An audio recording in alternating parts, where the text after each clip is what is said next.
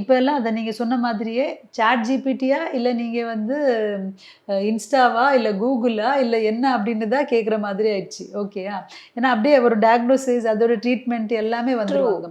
So what I tell them is, இப்ப நான் வந்து ஒரு டாக்டர்.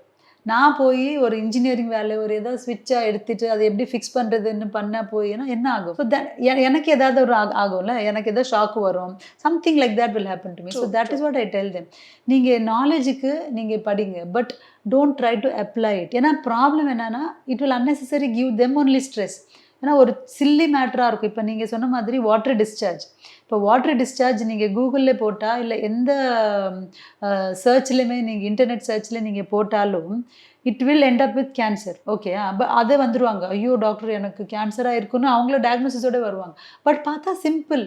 இன்ஃபெக்ஷஸா இருக்கும். இல்ல நார்மல் ஒயிட் டிஸ்சார்ஜ் எல்லா லேடீஸ்க்கும் இருக்கும். அந்த மாதிரி ஏதாவது இருக்கும். So it will only lead to stress.